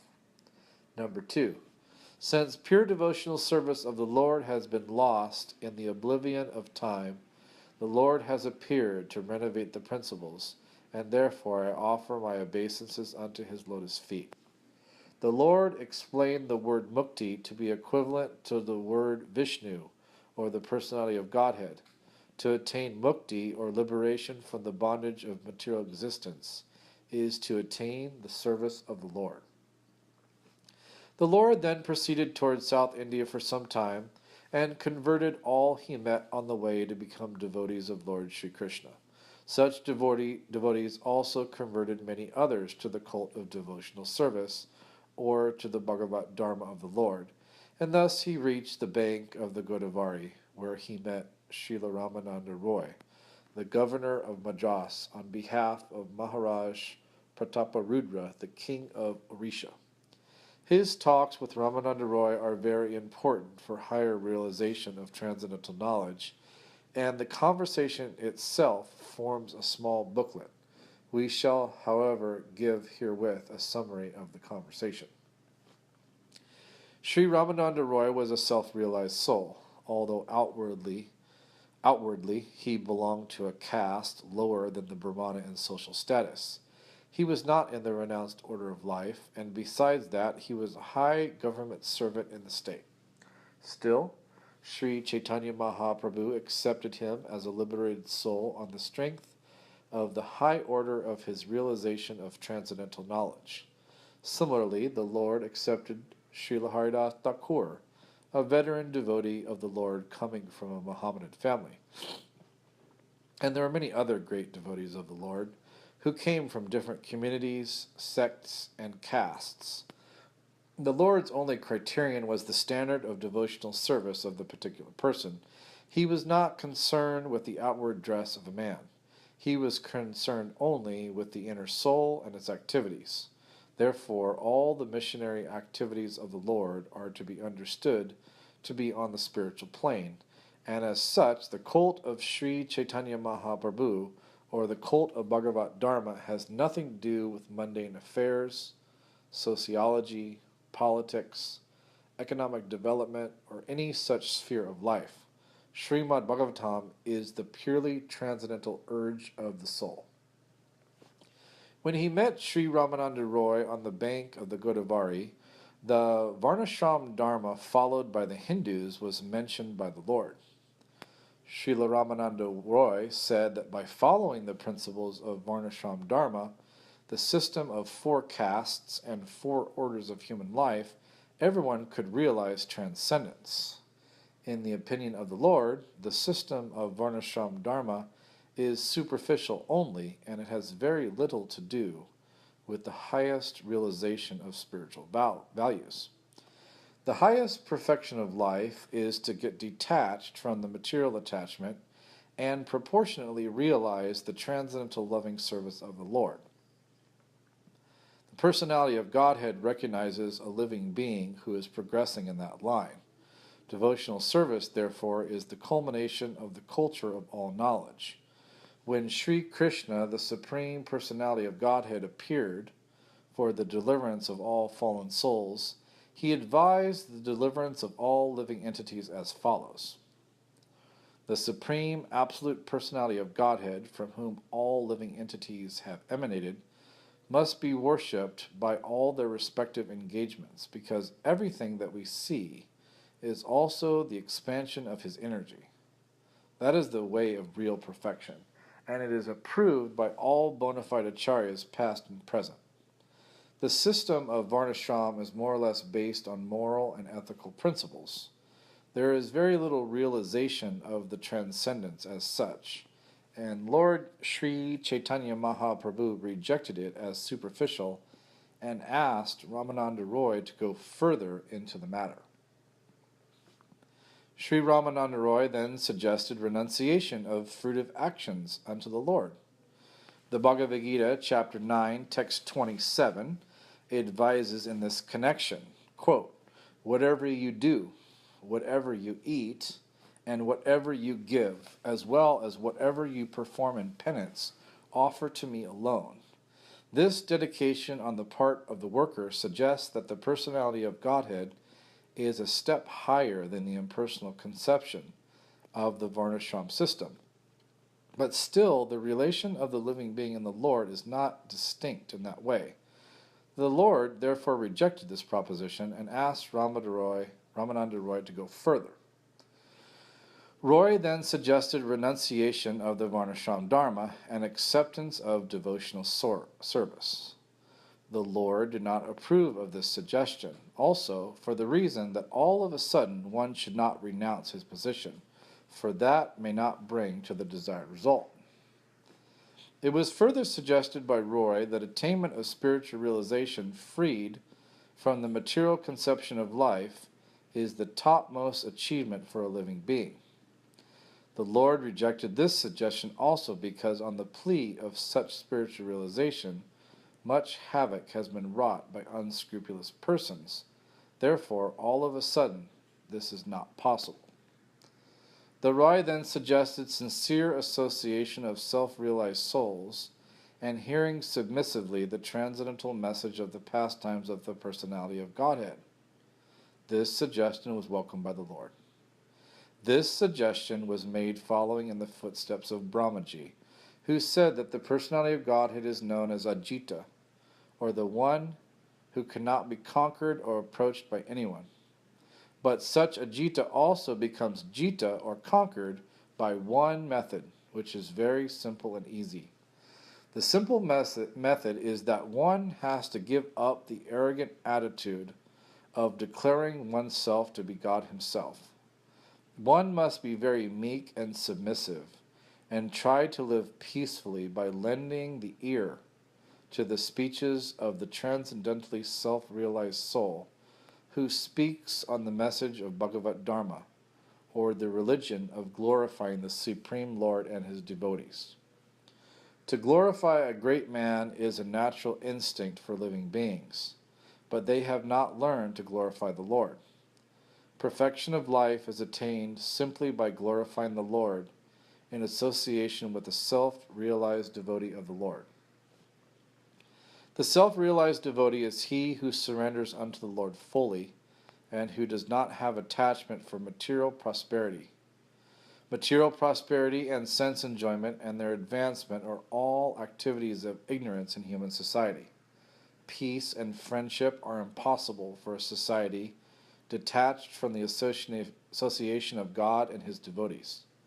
It is imperative, therefore, that one sincerely seek the association of pure devotees and hear them patiently and submissively from any position of life. The position of a person in the higher or lower statuses of life does not hamper one in the path of self-realization. The only thing one has to do is to hear from a self-realized soul with a routine program.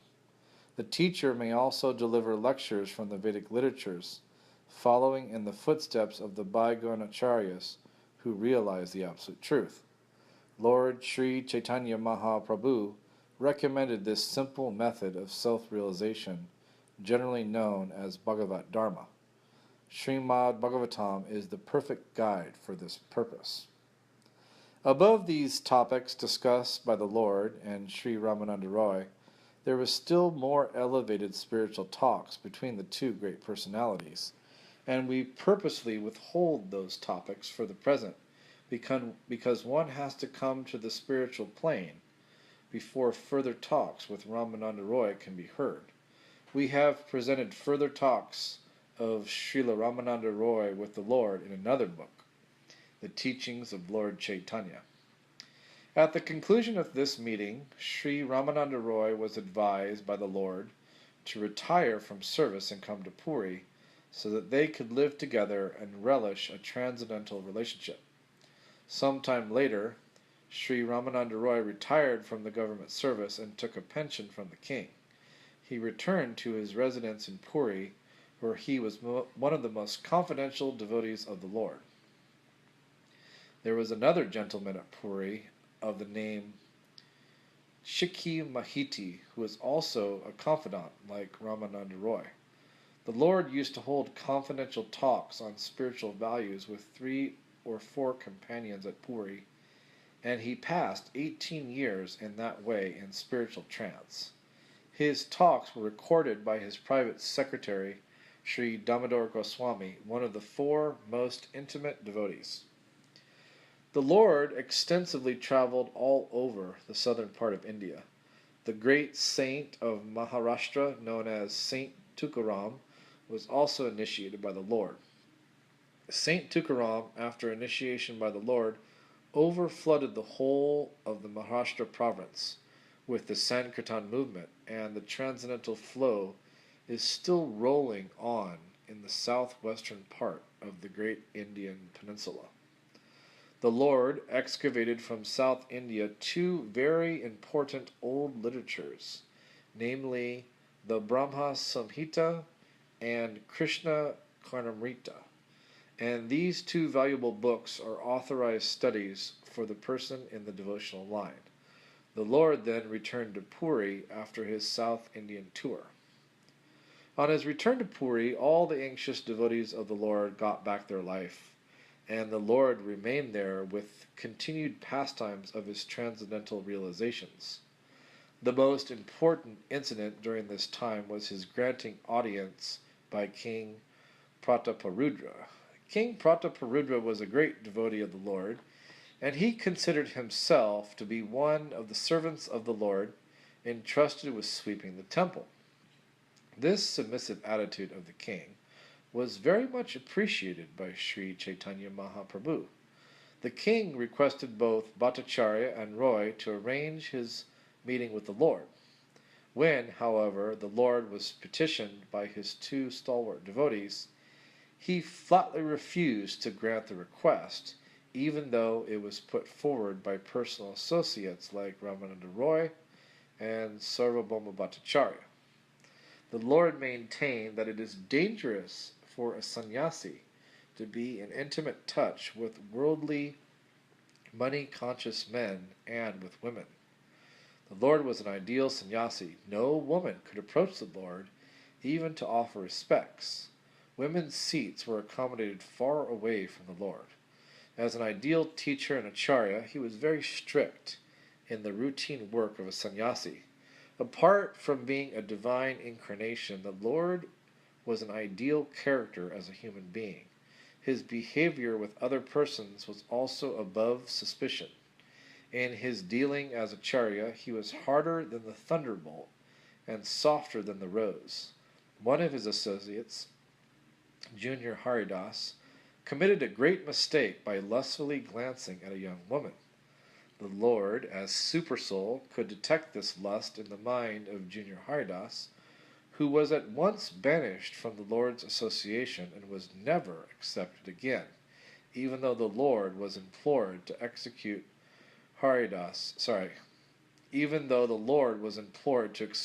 Haridas for the mistake. Junior Haridas afterwards committed suicide due to being disassociated from the company of the Lord, and the news of suicide was duly related to the Lord. Even at that time the Lord was not forgetful of the offense, and he said that Haridas had rightly met with the proper punishment. On the principles of the renounced order of life and discipline, the Lord knew no compromise, and therefore, even though he knew that the king was a great devotee, he refused to see the king, only because the king was a dollar-and-cent man. By this example, the Lord wanted to emphasize the proper behavior for a transcendentalist. A transcendentalist has nothing to do with women and money. He must always refrain from such intimate relations. The king was, however, favored by the Lord by the expert arrangement of the devotees. This means that the beloved devotee of the Lord can favor a neophyte more liberally than the Lord. Pure devotees, therefore, never commit an offense at the feet of another pure devotee. An offense at the lotus feet of the Lord is sometimes excused by the merciful Lord. But an offense at the feet of a devotee is very dangerous for one who actually wants to make progress in devotional service. As long as the Lord remained at Puri, thousands of his devotees used to come to see him during the Rath Yatra car festival of Lord Jagannath. And during the car festival, the washing of the Gundika temple under the direct supervision of the Lord was an important function. The Lord's congregational Sankirtan movement at Puri was a unique exhibition for the mass of people. That is the way to turn the mass mind towards spiritual realization. The Lord inaugurated this system of mass Sankirtan, and leaders of all countries can take advantage of this spiritual movement in order to keep the mass of people in a pure state of peace and friendship with one another. This is now the demand of the present human society all over the world. After some time, the Lord again started on his tour towards northern India, and he decided to visit Vrindavan and its neighboring places. He passed through the jungles of Jharkhand in Madhya Bharat, and all the wild animals also joined his Sankirtan movement. The wild tigers, elephants, bears, and deer all together accompanied the Lord, and the Lord accompanied them in Sankirtan. By this he proved that by the propagation of the Sankirtan movement, congregational chanting and glorifying of the name of the Lord, even the wild animals can live in peace and friendship. And what to speak of men who are supposed to be civilized? No man in the world will refuse to join the Sankirtan movement, nor is the Lord's Sankirtan movement restricted to any caste, creed, color, or species. Here is direct evidence of his great mission. He allowed even the wild animals to partake in his great movement. On his way back to Vrindavan, he first came to Prayag, where he met Rupa Goswami, along with his younger brother Anupama. Then he came down to Benares. For 2 months he instructed Sri Sanatana Goswami in the transcendental science. The instruction to Sanatana Goswami is in itself a long narration, and full presentation of the instruction will not be possible here. The main ideas are given as follows. Sanatana Goswami, formerly known as Shakara Malik, was in the cabinet service of the Bengal government under the regime of Nawab Hussain Shah. He decided to join with the Lord and thus retire from service. On his way back from Vrindavan, when he reached Varanasi, the Lord became the guest of Sri Tapana Misra and Chandra Shakara, assisted by a Maharashtra Brahmana. At that time, Varanasi was headed by a great sannyasi of the Mayavad school named Sripad Prakashananda Saraswati. When the Lord was at Varanasi, the people in general became more attracted to Lord Chaitanya Mahaprabhu on account of his mass Sankirtan movement. Wherever he visited, especially the Vishwanath temple, thousands of pilgrims would follow him. Some were attracted by his bodily features, and others were attracted by his melodious songs glorifying the Lord. The Mayavadi sannyasis designate themselves as Narayan. Varanasi is still overflooded with many Mayavadi sannyasis. Some people who saw the Lord in his Sankirtan party considered him to be actually Narayan, and this report reached the camp of the great sannyasi Prakashananda. In India, there is always a kind of spiritual rivalry between the Mayavad and Bhagavat schools, and thus, when the news of the Lord reached Prakashananda, he knew that the Lord was a Vaishnava sannyasi, and therefore he minimized the value of the Lord before those who brought him the news. He deprecated the activities of the Lord because of his preaching the Sankirtan movement, which was, in his opinion, nothing but religious sentiment. Prakashananda was a profound student of the Vedanta, and he advised his followers to give attention to the Vedanta and not to indulge in Sankirtan. One devotee Brahmana, who became a devotee of the Lord, did not like the criticism of Prakashananda, and he went to the Lord to express his regrets. He told the Lord that when he uttered the Lord's name before the sannyasi Prakashananda, the latter strongly criticized the Lord, although the Brahmana heard Prakashananda uttering several times the name Chaitanya. The Brahmana was astonished to see that the sannyasi Prakashananda could not vibrate the sound Krishna even once, although he uttered the names Chaitanya several times. The Lord smilingly explained to the devotee Brahmana why the Mayavadi cannot utter the holy name of Krishna. The Mayavadis are offenders at the lotus feet of Krishna, although they utter always Brahma, Atma, or Chaitanya, etc. And because they are offenders at the lotus feet of Krishna, they are actually unable to utter the holy name of Krishna. The name Krishna and the personality of Godhead Krishna are identical. There is no difference in the absolute realm between the name, form, or person of the absolute truth, because in the absolute realm everything is transcendental bliss. There is no difference between the body and the soul for the personality of Godhead Krishna. Thus, he is different from the living entity, who is always different from his outward body. Because of Krishna's transcendental position, it is very difficult for a layman to actually know the personality of Godhead Krishna, his holy name and fame, etc. His name, fame, form, and pastimes are all one and the same transcendental identity, and they are not knowable by the exercise of the material senses. The transcendental relationship of the pastimes of the Lord is the source of still more bliss than one can experience by realization of Brahman or by becoming one with the Supreme. Had it not been so, then those who are already situated in the transcendental bliss of Brahman would not have been attracted by the transcendental bliss of the pastimes of the Lord. After this, a great meeting was arranged by the devotees of the Lord, in which all the sannyasis were invited, including the Lord and Prakashananda Saraswati. In this meeting, both the scholars, the Lord and Prakashananda, had a long discourse on the spiritual values of the Sankirtan movement, and a summary is given below.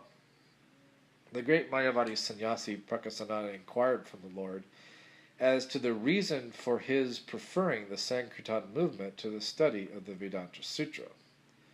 Prakasananda said that it is the duty of a sannyasi to read the Vedanta Sutra. What caused the Lord to indulge in Sankirtan? After this inquiry, the Lord submissively replied, I have taken to the Sankirtan movement instead of the study of Vedanta because I am a great fool. The Lord thus presented himself as one of the numberless fools of this age who are absolutely incapable of studying the Vedanta philosophy. The fools indulge in the study of Vedanta has caused so much havoc in society. The Lord thus continued, and because I am a great fool, my spiritual master forbade me to play with Vedanta philosophy. He said that it is better that I chant the holy name of the Lord, for that would deliver me from material bondage. In this age of Kali, there is no other religion but the glorification of the Lord by utterance of his holy name, and that is the injunction of all the revealed scriptures. And my spiritual master has taught me one sloka from the Brihannaridya Purana. Harinama, Harinama, Harinama eva kevalam, Kalovanasteva, Nasevanasteva, Gatyaranyata. Adi 1721. So on the order of my spiritual master, I chant the holy name of Hari, and I am now mad after this holy name. Whenever I utter the holy name, I forget myself completely, and sometimes I laugh, cry, and dance like a madman. I thought that I had actually gone mad by this process of chanting, and therefore I asked my spiritual master about it. He informed me that this was the real effect of chanting the holy name, which produces a transcendental emotion that is a rare manifestation. It is the sign of love of God, which is the ultimate end of life. Love of God is transcendental to liberation or mukti, and thus it is called the fifth stage of spiritual realization, above the stage of liberation. By chanting the holy name of Krishna, one attains the stage of love of God, and it was good that fortunately I was favored with the blessing. On hearing this statement from the Lord, the Mayavadi sannyasis asked the Lord what was the harm in studying the Vedanta along with chanting the holy name. Brakasahananda Saraswati knew well that the Lord was formerly known as Nimad Pandit, a very learned scholar of Navadvip, and his posing as a great fool was certainly to some purpose. Hearing this inquiry by the sannyasi, the Lord smiled and said, My dear sir, if you do not mind, I will answer your inquiry. All the sannyasis there were very much pleased with the Lord for his honest dealings, and they unanimously replied that they would not be offended by whatever he replied. The Lord then spoke as follows. Vedanta Sutra consists of transcendental words or sounds uttered by the transcendental personality of Godhead. As such, in the Vedanta, there cannot be any human deficiencies like mistake, illusion, cheating, or inefficiency. The message of the Upanishads is expressed in the Vedanta Sutra, and what is said there directly is certainly glorified. Whatever interpretations have been given by Shankaracharya have no direct bearing on the sutra, and therefore such commentation spoils everything. The word Brahman indicates the greatest of all, which is full with transcendental opulences, superior to all. Brahman is ultimately the personality of Godhead, and he is covered by indirect interpretations and established as impersonal. Everything that is in the spiritual world is full of transcendental bliss, including the form, body, place, and paraphernalia of the Lord. All are eternally cognizant and blissful. It is not the fault of the Acharya Shankara that he has so interpreted Vedanta, but if someone accepts it, then certainly he is doomed. Anyone who accepts the transcendental body of the personality of Godhead as something mundane certainly commits the greatest blasphemy. The Lord thus spoke to the sannyasi almost in the same way that he spoke to the Bhattacharya of Puri, and by forceful arguments he nullified the Mayavad interpretations of the Vedanta Sutra.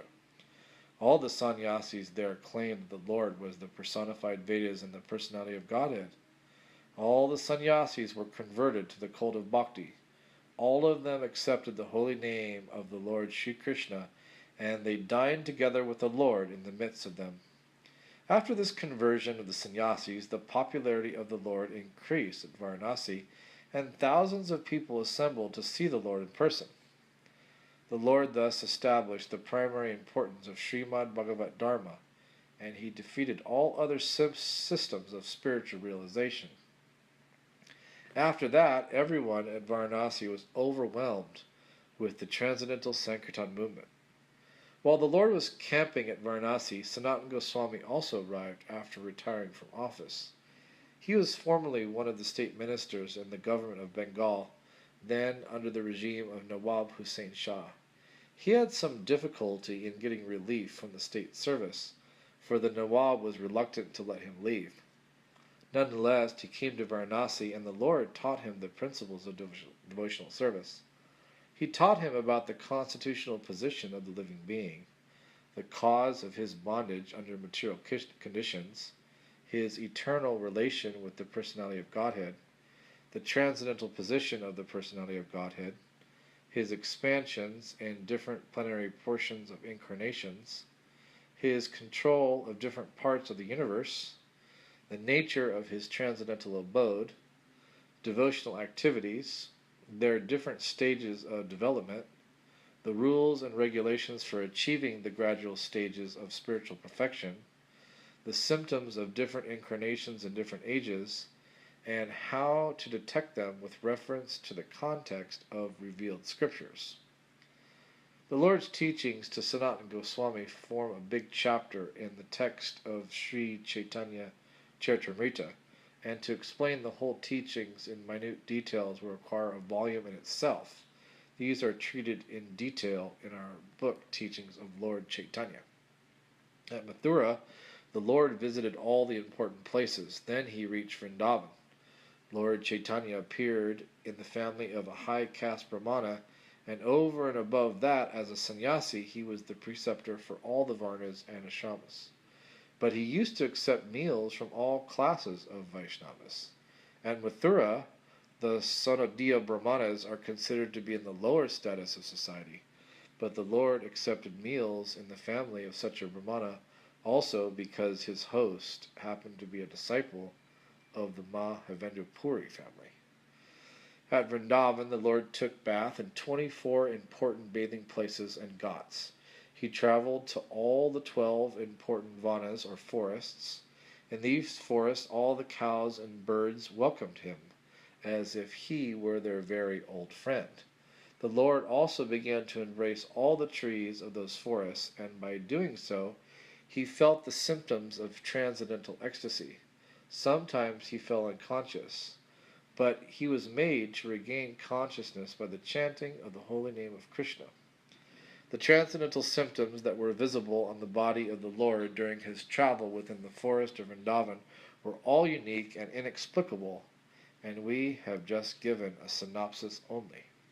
Some of the important places that were visited by the Lord in Vrindavan were Kamyavana, Adishvara, Pavana Soravara, Kadiravana, Seshasayi, Kailatirtha, Mandiravana, Bhadravana, Srivana, Lahavana, Mahavana, Gokula, Kaliya Radha, Vadashditya, Keshitirtha, etc. When he saw the place where the rasa dance took place, he at once fell down in trance.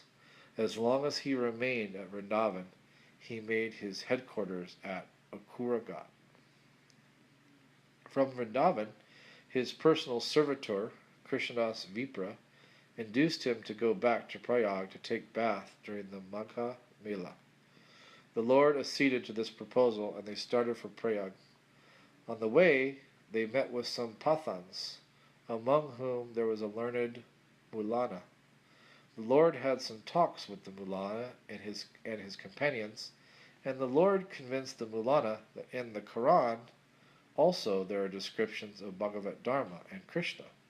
All the Pathanas were converted to his cult of devotional service. When he returned to Prayag, Srila Rupa Goswami and his youngest brother met him near Bindu Madhava temple. This time the Lord was welcomed by the people of Prayag more respectfully. Vallabhavata, who is recited on the other bank of the Prayag in the village of Adaila, was to receive him at his place. But while going there, the Lord jumped in the river Jamuna. With great difficulty, he was picked up in an unconscious state.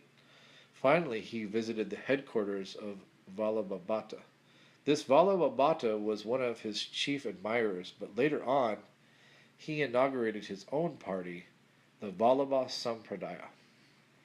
On the bank of the Dashashmadeda Ghat at Prayag, for 10 days continually, the Lord instructed Rupa Goswami in the science of devotional service to the Lord. He taught the Goswami the divisions of the living creatures in the 8,400,000 species of life. Then he taught him about the human species. Out of them he discussed the followers of the Vedic principles. Out of them the fruit of workers. Out of them the empiric philosophers. And out of them the liberated souls. He said that there are only a few who are actually pure devotees of Lord Sri Krishna. Srila Rupa Goswami was the younger brother of Sanatana Goswami, and when he retired from service, he brought with him 2 boatfuls of gold coins. This means that he brought with him some hundreds of thousands of rupees accumulated by the labor of his service. And before leaving home for Lord Chaitanya Mahaprabhu, he divided the wealth as follows: 50% for the service of the Lord and his devotees, 25% for relatives, and 25% for his personal needs in case of emergency. And that way he set an example for all householders. The Lord taught the Goswami about devotional service, comparing it to a creeper, and advised him to protect the bhakti creeper most carefully against the mad elephant offense against the pure devotees. In addition, the creeper has to be protected from the desires of sense enjoyment, monistic liberation, and perfection of the Hatha system. They are all detrimental in the path of devotional service. Similarly, violence against living beings and desire for worldly gain, worldly reception, and worldly fame are all detrimental to the progress of bhakti, or Bhagavad Dharma. Pure devotional service must be freed from all desires for sense gratification, fruitive aspirations, and culture of monistic knowledge. One must be freed from all kinds of designations, and when one is thus converted to transcendental purity, one can then serve the Lord by purified senses. As long as there is the desire to enjoy sensually, or to become one with the Supreme, or to possess the mystic powers, there is no question of attaining the stage of pure devotional service. Devotional service is conducted under 2 categories, namely primary practice and spontaneous emotion. When one can rise to the platform of spontaneous emotion, he can make further progress by spiritual attachment, feeling, love, and many higher stages of devotional life for which there are no English words. We have tried to explain the science of devotional service in our book, The Nectar of Devotion, based on the authority of Bhakti Rasamrita Sindhu by Srila Rupa Goswami. Transcendental devotional service has 5 stages of reciprocation. Number 1. The self-realization stage just after liberation from material bondage is called the Santa, or neutral stage. Number 2. After that, when there is development of transcendental knowledge of the Lord's internal opulences, the devotee engages himself in the Dasya stage. Number 3. By further development of the Dasya stage, a respectful fraternity with the Lord develops, and above that a feeling of friendship on equal terms becomes manifest. Both these stages are called Sakya stage, or devotional service and friendship. Number 4. Above this is the stage of paternal affection toward the Lord, and this is called the Vatsalya stage. Number 5. And above this is the stage of conjugal love, and this stage is called the highest stage of love of God. Although there is no difference in quality in any of the above stages, the last stage of conjugal love of God is called the Madhurya stage. Thus he instructed Rupa Goswami in devotional science and deputed him to Vrindavan to excavate the lost sites of the transcendental pastimes of the Lord. After this, the Lord returned to Varanasi and delivered the sannyasis and instructed the elder brother of Rupa Goswami. We have already discussed this. The Lord left only 8 slokas of his instructions in writing, and they are known as the Shishastaka. All other literatures of his divine cult were extensively written by the Lord's principal followers, the 6 Goswamis of Vrindavan and their followers. The cult of Chaitanya philosophy is richer than any other, and is admitted to be the living religion of the day, with the potency of spreading as Vishvadharma, or universal religion. We are glad that the matter has been taken up by some enthusiastic sages like Bhaktivedanta Saraswati Goswami Maharaj and his disciples. We shall eagerly wait for the happy days of Bhagavat Dharma, or Prema Dharma, inaugurated by the Lord, Sri Chaitanya Mahaprabhu. The 8 slokas completed by the Lord are: Number 1. Glory to the Sri Krishna Sankirtan, which cleanses the heart of all the dust accumulated for years, and extinguishes the fire of conditional life, of repeated birth and death. This Sankirtan movement is the prime benediction for humanity at large, because it spreads the rays of the benediction moon. It is the life of all transcendental knowledge. It increases the ocean of transcendental bliss, and it enables us to fully taste the nectar for which we are always anxious. Number 2. O my Lord, your holy name alone can render all benediction to living beings, and thus you have hundreds and millions of names like Krishna and Govinda. In these transcendental names you have invested all your transcendental energies. There are not even hard and fast rules for chanting these names. O my Lord, out of kindness you are O my Lord, out of kindness you enable us to easily approach you by chanting your holy names, but I am so unfortunate that I have no attraction for them. Number 3. One should chant the holy name of the Lord in a humble state of mind, thinking oneself lower than the straw in the street. One should be more tolerant than a tree, devoid of all sense of false prestige, and ready to offer all respect to others. In such a state of mind, one can chant the holy name of the Lord constantly. Number 4. O Almighty Lord, I have no desire to accumulate wealth, nor do I desire beautiful women, nor do I want any number of followers. I only want your causeless devotional service, birth after birth. Number 5. O son of Maharaj Nanda, Krishna, I am your eternal servitor, yet somehow or other I have fallen into the ocean of birth and death. Please pick me up from this ocean of death and place me as one of the atoms of your lotus feet. Number 6. O my Lord, when will my eyes be decorated with tears of love flowing constantly when I chant your holy name?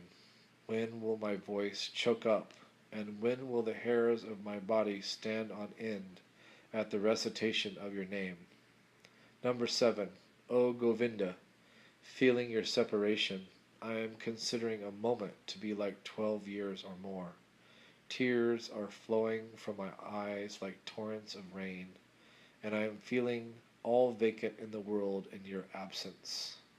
Number 8. I know no one but Krishna as my Lord, and he shall remain so, even if he handles me roughly in his embrace, or makes me broken-hearted by not being present before me. He is completely free to do anything and everything, for he is always my worshipful Lord unconditionally. Haribo Namaste.